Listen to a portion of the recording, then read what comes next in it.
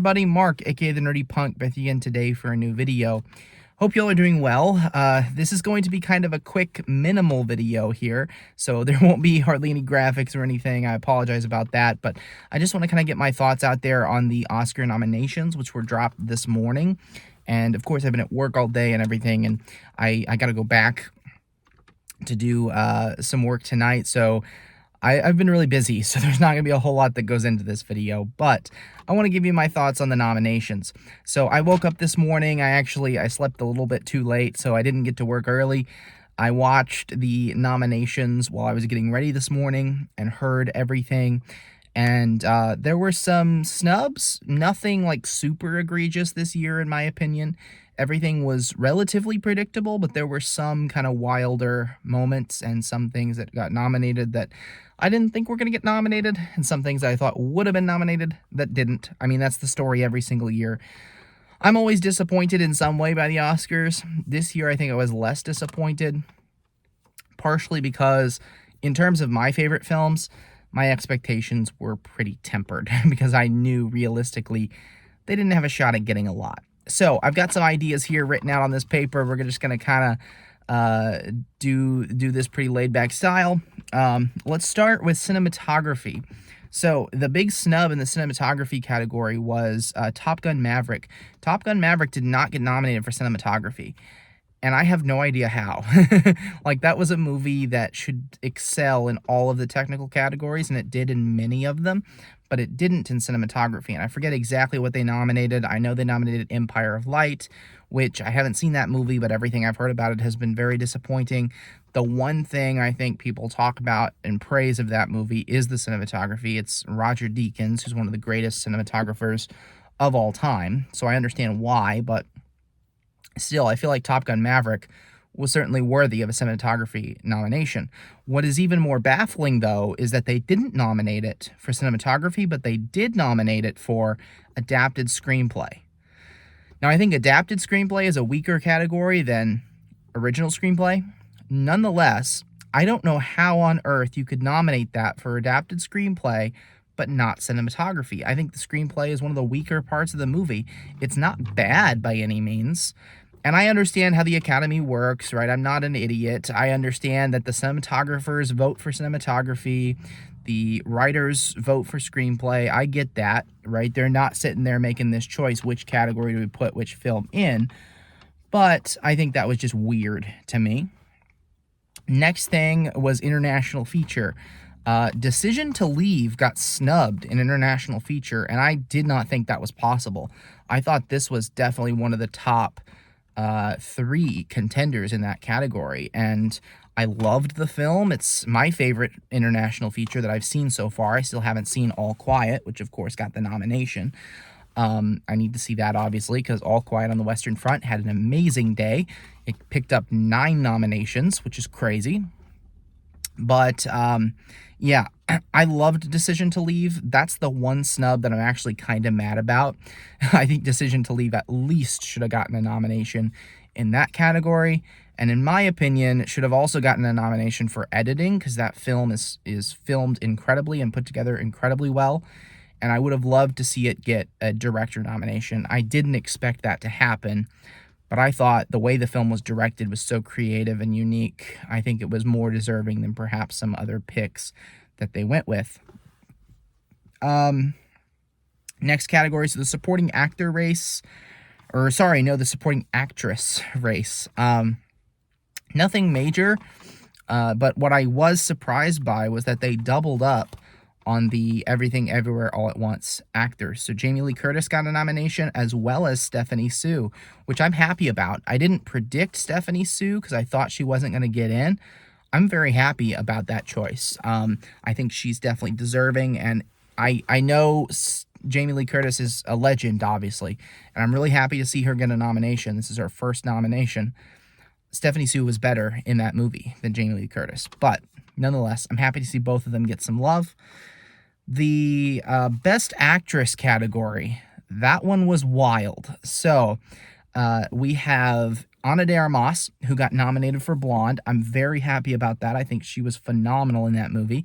The movie itself was not fantastic, but she was fantastic playing Marilyn Monroe. I think she's well deserved of that nomination. What kind of came out of nowhere, and not completely nowhere if you've been following this, but Andrea Riseborough, which is a name that many of you may not know, who starred in a movie called To Leslie, which is a movie that many of you probably don't know because the movie has made like literally $10,000. Like nobody has seen this movie. She got a nomination. Now, she was making headlines because of her Oscar campaign. She completely self-funded her Oscar campaign and did it in a most unorthodox way. Like the big studios that put millions of dollars into this, you know, they send screeners to everybody. They really push their movies. She was basically emailing people the whole time. And through sheer word of mouth, she was able to get this nomination. So, and I'm sure her performance is amazing. I haven't seen that movie. I probably should watch the movie. But just based on the way she campaigned, I think she may be revolutionizing the Oscar campaign. We'll see. Very surprised to see her get a nomination. I forget who kind of missed out. That category was kind of wide open, I think, in the back half of it. Oh, I know. Danielle Deadwyler. Danielle Deadwyler got snubbed. That was the one. I thought for sure that she was going to win, but she was going to get nominated, not that she was going to win. That is a two-horse race between Michelle Yeoh and Cate Blanchett. I expected Danielle Deadwyler would definitely get in there. They also put in Michelle Williams in that category. They left out Viola Davis. Of course, I expected this, but they left out Margot Robbie. I didn't expect Margot Robbie to get a nomination, unfortunately. But yeah, that was a wild category, probably the wildest of the day, in my opinion. Next up, we've got the Best Actor race. That one, you had 4 solid slots filled, and then you were just filling that 5th slot. They went with Paul Mescal from Aftersun, which I think is a very good choice. I kind of picked Adam Sandler. I went out there a little bit, kind of tried to pick something crazy, because some crazy things obviously did happen, but they went with Paul Mescal, which I think is a great choice. The Best Director race, another one that I think had 4 pretty solid nominees, and they all got nominated. The Daniels, Todd Field, Spielberg, and McDonough. They all got nominated. I thought they had locked up nominations. The one empty spot, I had picked Edward Berger, who directed All Quiet on the Western Front. They went with Ruben Östlund, who directed Triangle of Sadness. It was a great day for Triangle of Sadness, which I'm happy for. That was not my favorite movie of the year. I thought the third act really just kind of drug on and on. The first 2 acts, though, were gold. I loved every single minute of those first 2 acts. If the third act was shorter, I would have loved this film even more. So I'm really happy for Ruben Östlund and the love that Triangle of Sadness is getting. And then, of course, that leads me to Best Picture. So I got 8 out of the 10 Best Picture nominations correct. We had, what was it? Everything Everywhere All at Once, Tar, Top Gun Maverick, The Fabelmans, Elvis, All Quiet on the Western Front. What are the other 2 that I predicted? Mind is going blank right now. Yeah, Avatar, The Way of the Water. And there's one more that I got right, and I am completely forgetting it.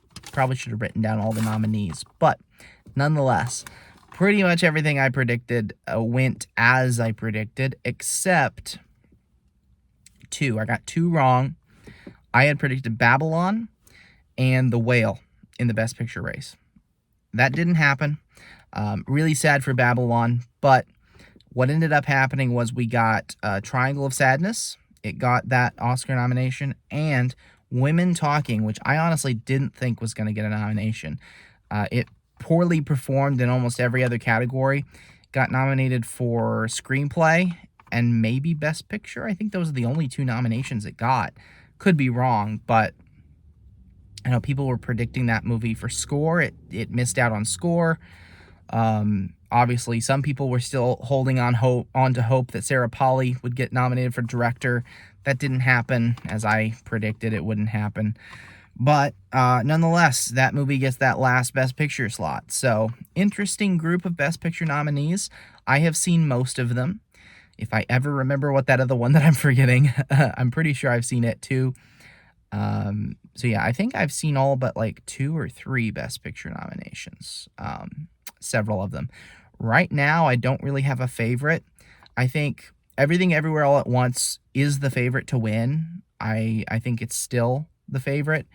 In terms of my personal favorites, I'd have to think about it for a while. I really liked Everything Everywhere. I would be very happy to see it win. I really liked Tar. So I watched Tar this past weekend.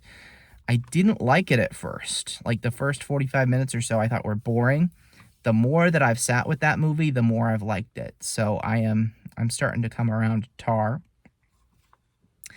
As far as the only other point I really want to make on these nominations, so I of course have to address that I was disappointed that Babylon didn't get more love. I expected it to walk away with only a handful of nominations, and that's what happened. It got nominated for score, production design, and costume design. 3 pretty good nominations. I think those are 3 areas that the movie really thrives, and if it doesn't win for score, I will be upset because Justin Hurwitz's score is amazing in that movie. It is one of the best scores of the year easily. So that is one of my favorite movies of the year, and I would have loved to see it get more nominations. I think in terms of the best actor race, I think Diego Calva easily could have been nominated. I think Margot Robbie easily could have been nominated, but neither one of those things happened. We missed out on Brad Pitt. I had predicted Brad Pitt would sneak in there in supporting actor. He did not. So anyway, some kind of interesting picks. Nothing super crazy this year. Like, there wasn't a massive snub, in my opinion. I know some people are talking about Tom Cruise. I never really bought that Tom Cruise had a shot at Best Actor.